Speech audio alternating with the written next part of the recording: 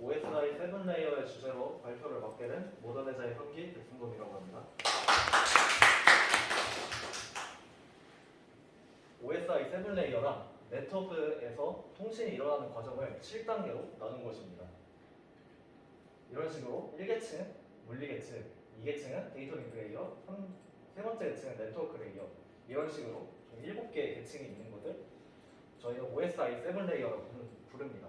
이런 식으로 7계층으로 나눈 이유는 2계층, 만약에 3계층에서 어느 한 곳에서 에러가 났을 때 어느 부분에서 에러가 났는지 쉽게 찾기 위해서 이렇게 계층별로 다 나눈 이유입니다.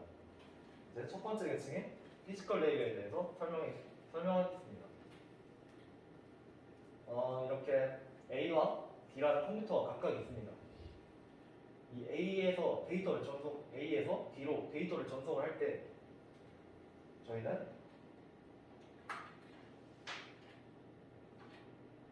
이렇게 케이블이 각각의 컴퓨터마다 연결되어 있겠죠. A에서 저희에게는 10진수로 보이지만 컴퓨터에서는 이 디지털 비트여의 2진수로 데이터를 전송하게 됩니다. 하지만 이 2진수의 데이터는 이 디지털 신호는 이 케이블에 담길 수 없으므로 1계층에서 이 디지털 신호를 아날로그 신호로 변환해 주어서 전송을 하게 됩니다. 이렇게 이제 D에게 아날로그 신호가 왔으면은 D의 1계층에서는 아날로그 신호를 디지털 신호로 변환하는 역할을 맡게 되는 것입니다. 피지컬 레이어의 특징은 첫 번째, 디지털 신호를 아날로그 신호로 바꾸어 전송한다. 인코딩이라고 하고, 받은 아날로그 신호를 디지털 신호로 해석하는 디코딩이라고 합니다. 이제 두 번째, 여기서 내장되어 있는 PHY 칩이 그 역할을 해주게 되는 것입니다. 이제 두 번째 계층인 데이터 링크 레이어를 설명하도록 하겠습니다. 저희가 이렇게 컴퓨터 두 대로만 연결을 했는데 이제 좀 더 나아가서 4대의 컴퓨터가 연결되어 있다고 가정을 해봅니다. 이렇게 4대의 컴퓨터가 데이터를 주고받을 수 있으려면 가운데 스위치라는 장치가 필요한데 이 스위치에 대해서 조금 더 알아보겠습니다. 스위치에는 맥 어드레스라는 주소가 저장이 되어 있어서 A에서 D까지 데이터를 보낼 때 맥 어드레스를 이용해서 데이터를 전송을 하는데 이렇게 A의 데이터가 만약 D로 데이터를 전송을 할 때 1010이라는 데이터를 스위치에 일단 먼저 보내게 됩니다. 그럼 스위치는 A의 맥 어드레스 주소를 저장하고 그래서 B, C, D의 맥 어드레스 주소를 모르니까 일단 A에서 받은 데이터를 B, C, D에게 전부 다 전송을 합니다. 전부 다 전송을 했을 경우 스위치는 B, C, D의 맥 어드레스의 주소를 알게 되어 이렇게 스위치에 B, C, D, A부터 D까지의 맥 어드레스 주소를 갖게 되는 것입니다. 맥 어드레스 주소를 갖게 되었으니까 A에서 D까지 데이터를 보낼 수 있게 되는 것입니다. 스위치를 예를 들면 저희가 쉽게 활용하는 공유기가 예로 있습니다. 그리고 이제 A, B, C의 컴퓨터가 각각의 데이터를 D에게 전송을 하려고 합니다. 이때 스위치에 이 다음에 설명드릴 스위치에 한 기능이 없다면 D는 A, B, C에서 보낸 데이터를 이런 식으로 한 번에 받게 될 것입니다. 그러면 어떤 데이터가 어떤 컴퓨터에서 보낸 데이터인지 모르기 때문에 D는 플러스로 올 것입니다. 이 기능을 해주는 것이 각각의 데이터를 어떤 컴퓨터에서 보내주게 된 것인지 알 수 있는 것이 스위치의 하나의 또 다른 기능인데요. 스위치 내부에서는 데이터가 들어오면은 이 데이터 앞자리에 1111을 붙이고 뒤에 0000을 붙여 이런 식으로 비트를 나타나게 되는 것입니다. 그러면 첫 번째 들어온 1111, 그 다음 A에서 보낸 데이터가 가운데 들어가게 되고 그 다음에 데이터가 어디까지가 A에서 보낸 데이터인지 알 수 있게 마지막 빅티어를 붙이고, 뭐 두 번째도 똑같이 이렇게 빅티어를 붙이게 돼서 스위치에서 D로 데이터를 보낼 때 A는 1010이라는 데이터를 보냈다라고 해서 A, B, C의 데이터를 D가 자세하게 받아볼 수 있는 것입니다. 데이터 링크 레이어의 특징은 같은 네트워크에 있는 여러 대의 컴퓨터들이 데이터를 주고받기 위해 필요한 모듈이고, 동기화라는 작업을 통하여 데이터를 전송하고, 여기서 말하는 동기화라는 것은 제가 스위치의 맥 주소를 알기 위해 A에서 데이터를 보내고 그것을 좀 BCD에게 각각 다 데이터를 보내서 스위치의 BCD에 맥 어드레스를 저장을 하는 것이 동기화라고 하고, 스위치는 흐름 제어, 오류 제어, 순서 제어의 기능도 가지고 있습니다. 이제 세 번째, 네트워크 레이어에 대해서 알아보겠습니다. 저희가 이런 식으로 스위치를 이용하여 각각의 컴퓨터에 데이터를 받았는데,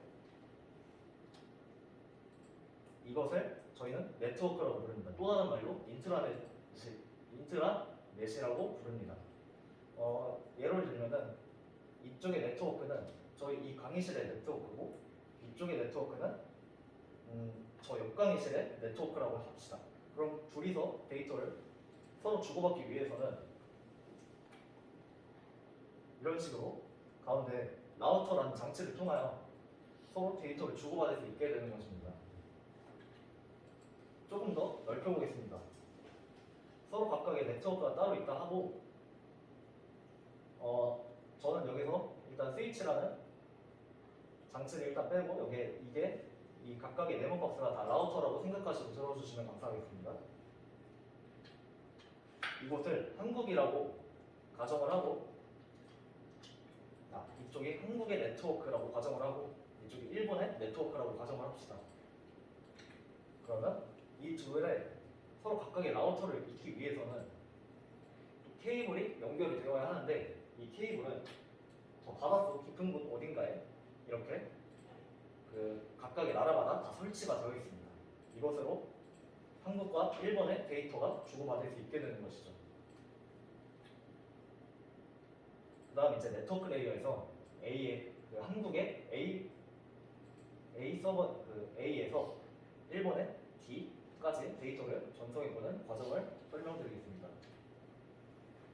A에는 D의 일단 IP 주소를 알고 있어야 D에게 데이터를 보낼 수 있게 되는 것입니다. 저희는 이것을 패킷이라고 부르겠습니다. 이 패킷이 첫 번째 라우터에서 가서 이것의 IP 주소가 위에 일단 이쪽 라우터에 연결되어 있는 컴퓨터들의 IP 주소가 담겨져 있는지 확인을 하고, 없으면은 다음 라우터로 넘어갑니다. 이 다음 라우터에서도 각각의 라우터에게 물어봅니다. 이 IP 주소를 갖고 있냐? 또 이쪽에도 없으면 갖고 있는 라우터에게, 그 다음 라우터에게, 이쪽 라우터에서 한 라우터가 이 IP 주소를 갖고 있다라고 응답을 하면은 그쪽 라우터에게 가서 이 해당 IP 주소에 맞는 컴퓨터에게 이 데이터를 보낼 수 있게 되는 과정이 네트워크 레이어에서 하는 과정입니다. 네트워크 레이어란 IP 주소를 사용하여 해당 목적지까지 가서 데이터를 전달하는 역할이고, 라우팅 작업이란 라우터에서 라우터로 해당 IP의 주소를 찾아가는 것을 라우팅이라고 하고, 여기 포워딩 작업을 수행한다 했는데, 라우터 안에는 그 해당 각각의 라우터에 연결되어 있는 그 IP의 주소들이 저장되어 있습니다. 그것을 여기서는 포워딩이라고 부릅니다. 한마디로 네트워크 레이어란 주소를 정하고 경로를 선택하고 패킷을 전달하는 것이 가장 큰 핵심이 계층이라고 말할 수 있겠습니다. 이제 4계층 트랜스포트 레이어에 대해서 설명을 하겠습니다. 이렇게 연결되어 있는 것이 네트워크 레이어를 했는데, 여기서 조금 줄여보겠습니다.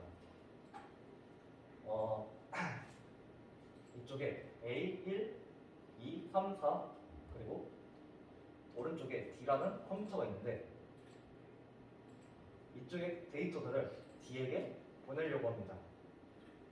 이런 식으로 가겠죠. 이제 여기서 이쪽에 이 라우터가 D에게 데이터를 전송을 할 때 이런 식으로 만약에 겹치게 된다면은 D는 어떤 그 보내는 과정에서 오류가 발생하겠죠. 이 오류를 해결해 주는 것이 TCP와 UDP라는 프로토콜이 있습니다. 하는 역할입니다. 그리고 A1이라는 컴퓨터가 이 한쪽 서버의 프로세스에 한쪽 서버에 한 서버에 인터넷에 각각의 데이터를 보내주려고 합니다. 그러면 각각의 IP 주소를 알아야겠죠?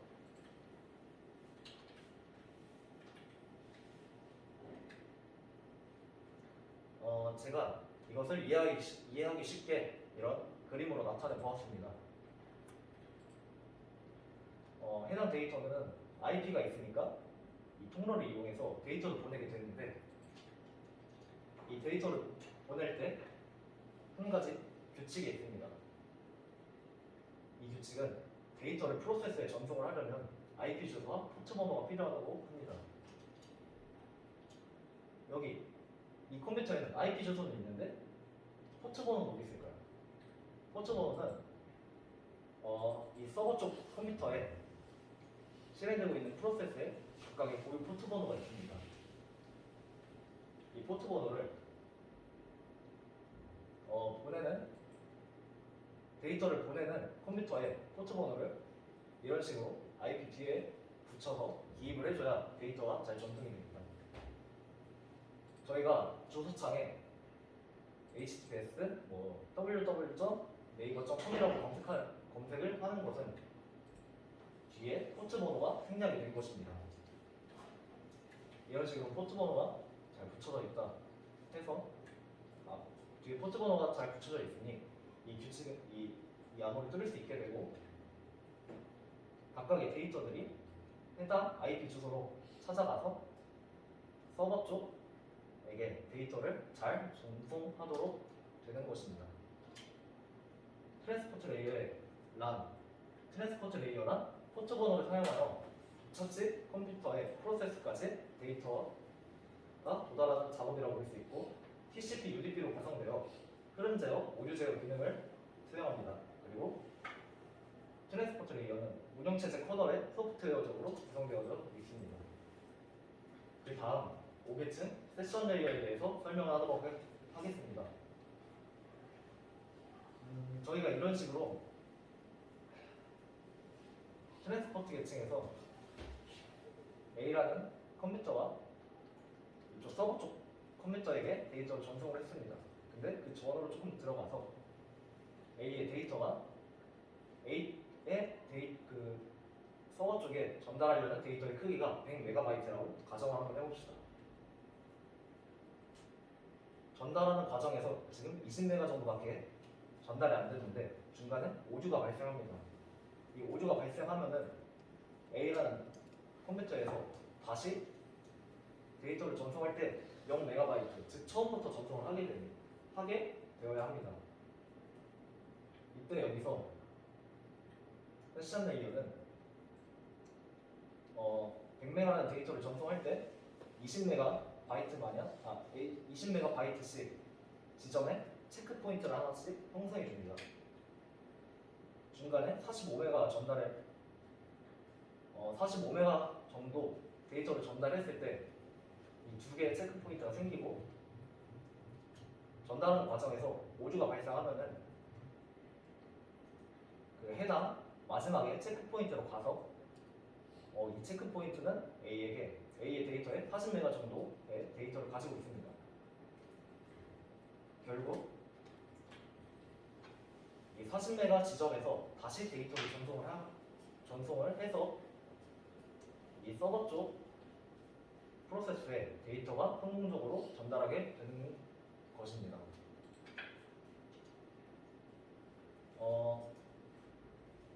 저희가 실생활로 예를 들면은 저희는 크롬을 켜놓고 크롬에 수많은 웹사이트들을 켜놓고 개발을 하고 있습니다. 만약에 크롬이나 저희 인터넷에 에러가 발생해서 크롬이 만약에 갑자기 꺼졌을 경우에 저희는 다시 그 웹페이지를 하나하나씩 다 열어봐야 되는 번거로움이 있습니다. 이때 다시 크롬에 접속하게 되면은 이런 창이 뜨는데 마지막 검색 세션이 예상치 못하게 종료되었습니다. 뜨고 언론창이 뜨고 여기 마지막 세션을 복구합니다. 라는 것을 클릭을 하면은 저희가 에러가 발생해서 웹페이지가 열어두었던 것이 마지막 세션을 복구합니다를 클릭을 하면은 저희가 마지막에 열려있던 크롬 창들을 전부 다 복구를 시켜 개발하는데 시간 낭비를 줄일 수 있게 되는 것입니다. 세션 레이어란 양쪽 연결을 관리하고 연결을 지속시켜주는 계층이고 여기서 말하는 동기화는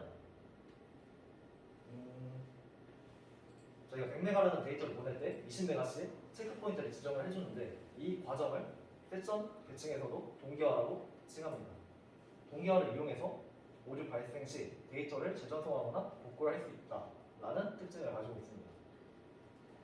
이제 6계층 프레젠테이션 레이어에 대해서 설명을 하겠습니다. 프레젠테이션 저희가 이렇게 사람이 2명 있다 치고 한 명은 한국인, 한 명은 아직 어느 나라 소속인지 모르는 상태입니다. 한국인이 이쪽 사람에게 안녕하세요 라고 말을 건넸을 때 받은 사람은 한국인이면 똑같이 안녕하세요 라는 응답이 오게 될 것입니다. 다시 한번 한국인이 시선 미상의 사람에게 안녕하세요 라고 말을 건넸을 때 만약에 이 말을 받은 사람이 미국인이면은 이 안녕하세요라는 말을 해석을 못할 수 받아들이기 힘들 것입니다. 이때 저희는 가운데 통역사를 이용해서 한국인이 안녕하세요라고 하면 이 통역사가 안녕하세요를 헬로로 바꾸어서 미국인에 전달해서 미국인이 헬로라는 응답을 할 수 있게 도와주는데요. 프레젠테이션 레이어에 하는 역할이 이 가운데 통역사가 하는 역할을 띄고 있습니다.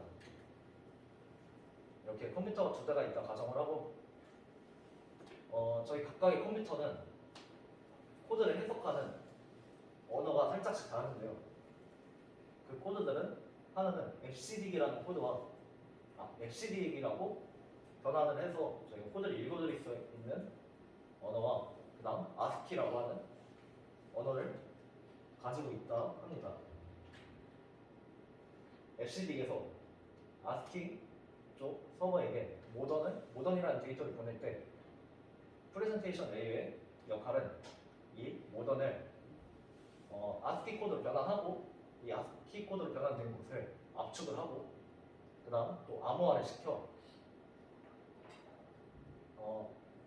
데이터를 ASCII 코드에게 보낼 수 있게 되는 것입니다. 즉 프레젠테이션 레이어란 사용자가 입력한 데이터를 변환, 압축, 암호화를 진행하여 세션 계층에 전달하는 역할이고 인코딩과 디코딩의 기능을 가지고 있습니다. 여기서 fcd 모던이라는 데이터를 변환하여 압축하고 암호화하는 과정을 인코딩이라고 하고 이쪽에서도 암호화된 과정을 다시 변환하고 암호화된 과정을 암호화를 풀고 압축된 데이터를 풀고 이 변환된 데이터를 받아올 수 있게 하는 것이 디코딩입니다. 그 다음에 이제 마지막 계층 애플리케이션 레이어에 대해서 설명을 하도록 하겠습니다. 애플리케이션은 크게 2가지의 애플리케이션으로 나눠져 있는데 서비스를 요청하는 유저 애플리케이션과 서비스를 제공하는 서비스 어플리케이션이 있습니다. 저희는 이것을 유저 어플리케이션을 클라이언트라고 부르고 서비스 애플리케이션을 서버라고 부릅니다. 클라이언트 어플리케이션에서 하는 역할 중 크게 예시로 2가지로 갖고 왔는데 하나는 크롬 브라우저를 열어 그 브라우저에 접속을 하게 되는 것이고, 하나는 유저가 메일을 전송하게 되는 것입니다. 이때 사용자가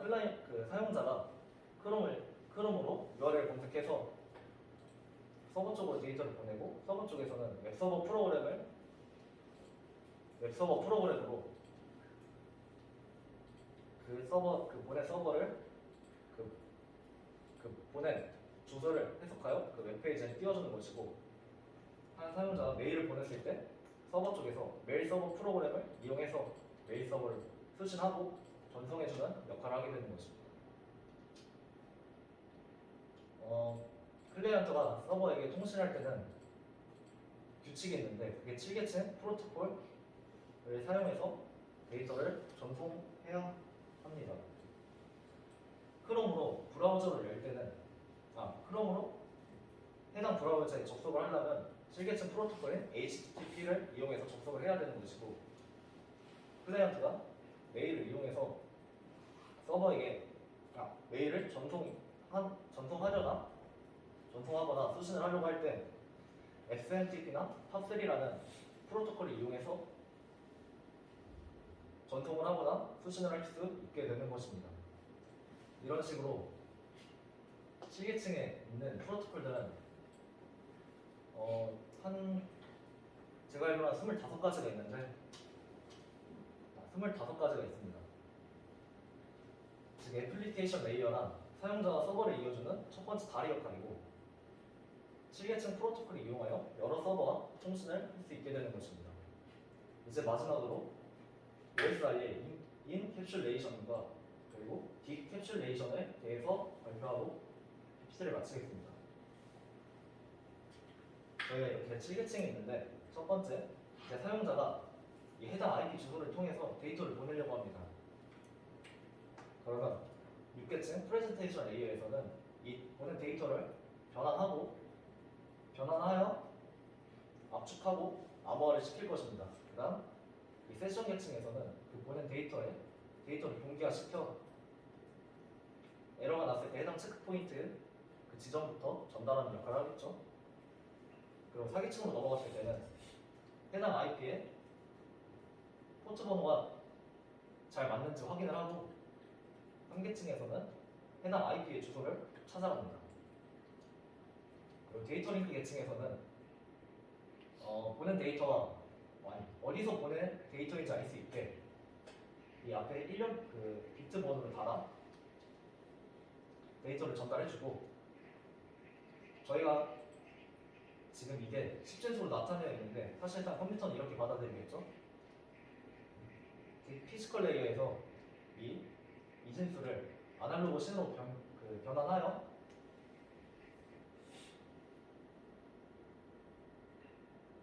이런 식으로 아날로그 신호로 변환을 하여 서버 쪽 1계층부터 다시 데이터를 전송하기 시작합니다. 그러면 서버 쪽 1계층에서는 이 아날로그 신호를 여기 2진수로 바꾸고, 다시 이해하기 쉽게 저희는 10진수로 제가 10진수로 표기해 보도록 하겠습니다. 데이터 링크 계층에서 이 보낸 그 BTR에 맞게 어디서 보낸 데이터구나 확인을 하고, 네트워크 레이어에서 이 해당 IP의 주소로 찾아갑니다. 그 다음 트랜스포트 레이어에서 해당 IP의 포트 번호가 8080이 맞는지 확인을 하고, 다시 세점 계층에서 데이터를 받을 때 해당 체크포인트 지점 에러가 될 때 해당 체크포인트에서 다시 시작할 수 있게 5계층에서 하는 역할이고, 그 다음 6계층에서 그 암호화된 과정, 암호화하고 압축하고 변환하는 과정을 풀고 서버 단에 데이터를 보내게 되는 것입니다. 7계층부터 1계층까지의 순서를 캡슐화라고 하고, 1계층부터 7계층까지의 순서를 디캡슐화라고 합니다. 이상 PPT 발표 마치겠습니다. 감사합니다.